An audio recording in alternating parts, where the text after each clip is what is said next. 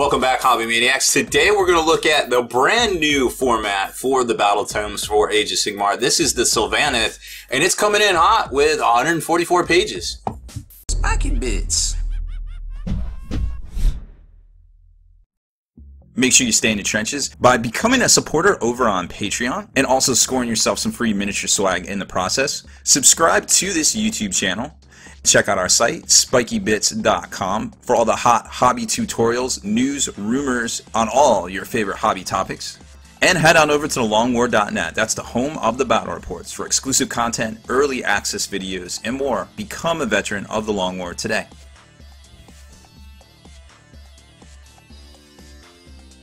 Okay, like I was saying, this seems to be the new format for the Battletomes. Like, if you never picked up a Battletome in the past, you may want to pick one up now, because these seem like they have a lot of good stuff on your particular army.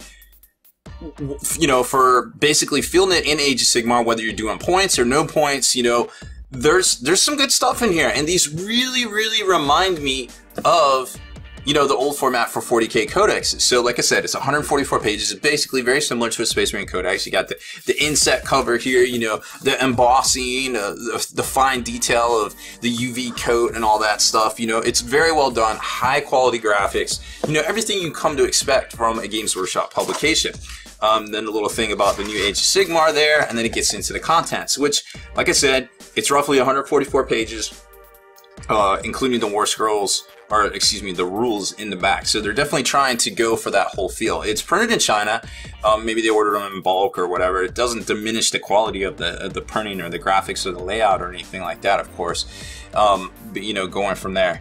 So the contents are basically, you have the general history of who they are and what's going on, you know, in the mortal realms, basically the Age of Sigmar nowadays. And then it gets into, you know, kind of a little bit of theme and stuff like that. Some of the different units themselves, and then it gets into like the bestiary section, where it basically goes over the units, you know, kind of like it used to do in 40k, where it would like kind of break down, oh hey, this is, you know, Marneus Calgar, and this is all the stuff about him, and then we get into rules in a separate section, which it does in here because the War Scrolls are in the back. So this is kind of like the old feel, the old format of kind of how they did things for 40k there, right? And then it gets into the Glory of the Glades. That's basically the super heavy metal showcase, where, you know, showing off all the miniatures and all their painted glory and everything, which is pretty dope. And then it gets into I think this section here was the, oh yeah, this is the battle plan section. So there's 3 battle plans in here. It's basically like, kind of like you can link them together in a series where it's kind of very narratively, but they give you kind of a scenario on how to play. Like, you're playing with some of the bigger guys in the first one, where you can kind of like try to wake them up, and then Ariel in the last one kind of comes in and she's just like, you know, leads the charge on some corn guys, and then this one here, the Sacred Glade, I forget what that one was about, but we'll kind of flip through it here as we get going into here. And then it gets into the armies of Ariel herself, which kind of talks about the war gear. Oh no, this is the War Scroll Battalion. So basically they have kind of like formations like in 40k, which they include in this book. And for the first time, they really get into war. You got war gear, you got new psychic powers, excuse me, you got new magic, right? Items, war gear, all sorts of stuff, and they let you pick it. So if you pick up the General's Handbook, a lot of these things are going to become more familiar to you. If you haven't yet, then just for normal games of Age of Sigmar, you're kind of like, wait, what? Like, I thought I'd just get Arcane Blast and a Mystical Shield. Well, no, and you actually get to pick your spell for all the same wizards if you want to know the same spell, or you can roll it, or you can just pick it. So it's kind of like wide open there as far as that goes. It lets you almost build your army, kind of order from a menu, so to speak, along with the battalion War Scrolls as well. Like, you can feature, like, if you want to do like the Oaken guy, the big Treant guy, you can kind of build an army around him, and it kind of goes from there. So it gives you all these options, you know, which are really cool, and lets you kind of pick a way you want to do it. Like, you want to go troops, you want to go elite kind of models. It's really neat. So then, like I said, you got this whole like history section in here of what's going on and where they're at with all sorts of things. Stunning artwork that we've seen in the past, over the past couple of weeks there. Some more stuff on the Sylvaneth, like all the battles, and then it gets into the section with all the color schemes and all their like war groves, and like, you know, like I said, basically this is this is to kind of inspire us to use those use those battalion war scrolls to basically build our army. Like, you want to build all trees, you can do that, you know, like it's just really neat. And then it gets into more and more artwork in here.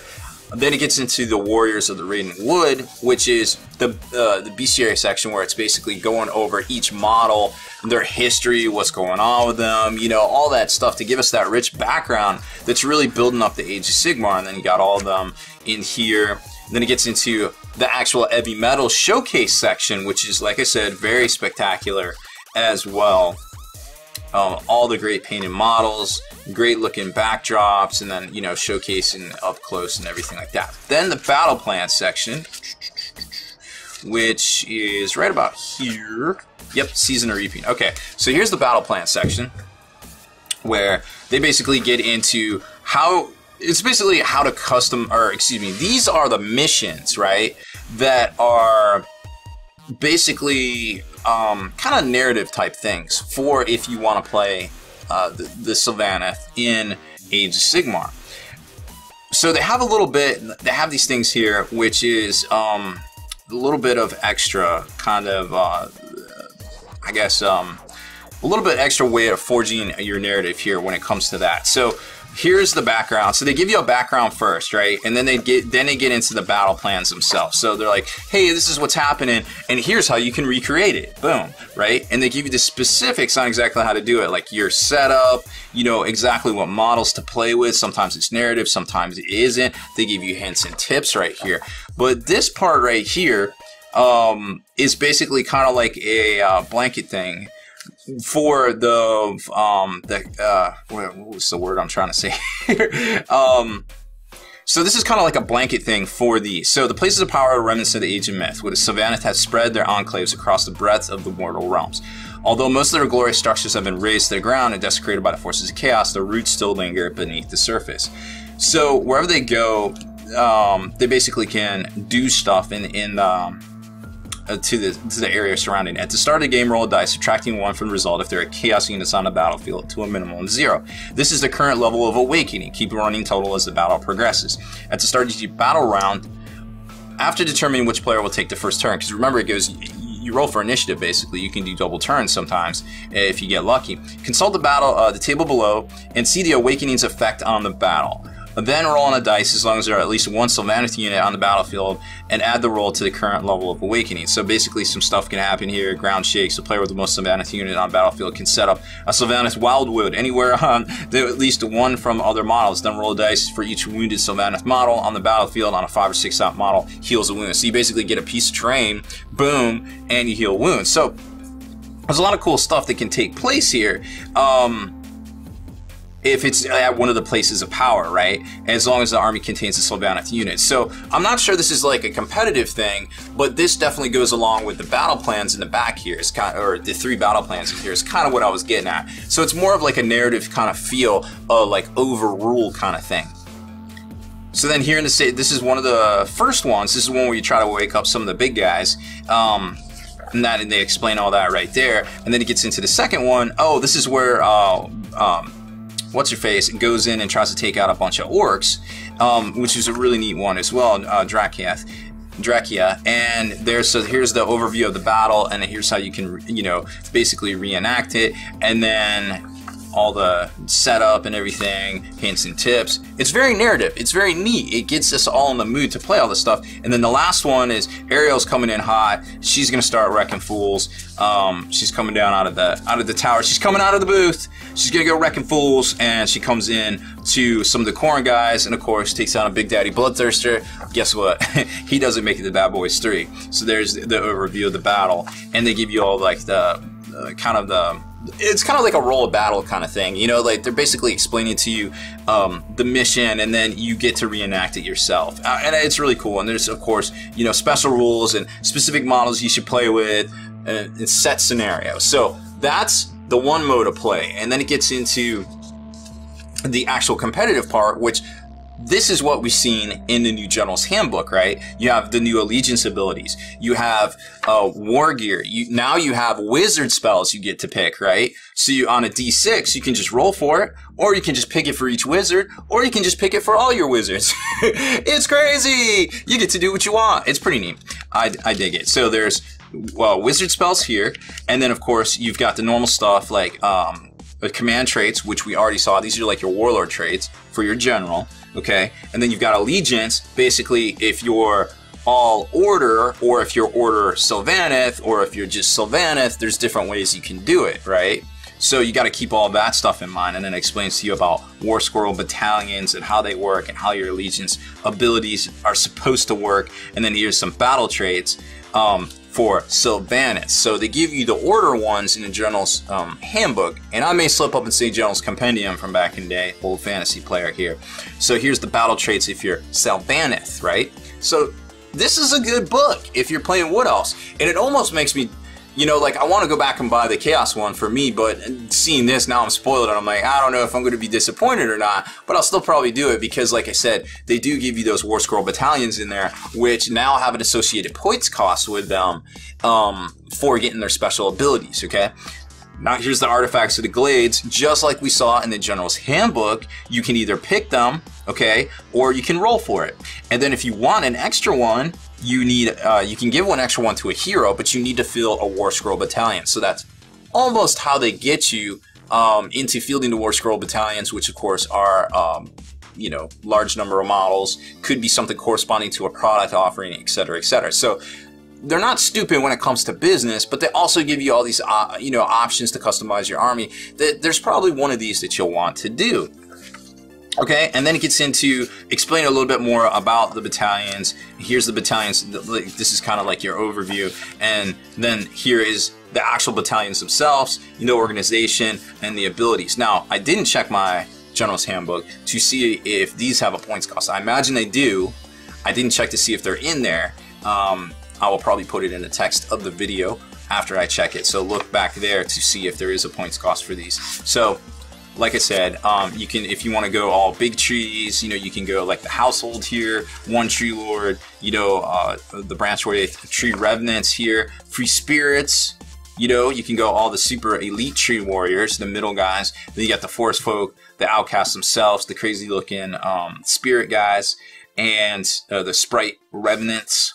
And then it gets into the actual Wargrove, which is the collection of all of those, right? Which multiple collections of all those. So you got 9 of those big tree dudes, go for it. You know what I'm saying? But chances are you're just going to have maybe one of each, and you're going to do like this one here, where it's one of each. You can do a tree lord ancient, or the head of the clan right there, right? So it gives you those options. Like you say, you get to build your stuff up. And then here's the battalions with the actual... what are these actually? I don't know what these are. Oh, these are more of basically... I actually didn't look at these. I completely skipped over this whole back section. I thought this was just going into the War Scrolls. Well, that's a pleasant surprise. So what this looks to be is something they're calling a Wargrove. It is a War Scroll battalion. It does have organization, but it's very specific. And it almost looks like you can have multiple battalions in it, and it gives you... So this is almost like a detachment from 40k, from what it appears like. So that's really interesting, and it gives you abilities and a specific command trait for your general guy right there. Huh. Okay. Well, that's neat. So I'll just leave these up here, and we'll just kind of flip through them so you can take a look and see if it's something that you might be interested in running in your Sylvaneth army. I kind of dig it. Now, it's going to require a lot of models, that's for sure, judging by the look of it here, but it is what it is. Oh, you got some dwarfs in here. Uh-oh. Don't tell the dwarfs. They might not like that. Or an order unit. So you can definitely splash in some other stuff too. And I'm almost an order wizard. Huh. Okay. Well, I'm almost wondering if this is like the template for almost for allies in the new Age of Sigmar, like they basically specify, it would be very hard to do like things like Allies of Convenience and Battle Brothers, you know, kind of porting that over, but this almost seems like that's what they're going to try to do. That's really cool to see. Okay, well, I'm glad we stopped on that one there. Okay, so then more War Scroll battalions here, and then it actually gets into the War Scrolls themselves, which are the rules, which these came in the White Dwarf 127 last week. Of course, they are in the kits themselves in the very back, and we're not going to get into all this. This has been reviewed at Anasium. People got this stuff way ahead of time, and, you know, it'd just be wasting everybody's time right now to just kind of go over these, but that being said, they are in here, and it is good to know. And also in the very back, wow, they have, oh, because some of them are multiples. Okay, and then it gets into the Wildwood itself, which we've seen now. We all know what that is, right?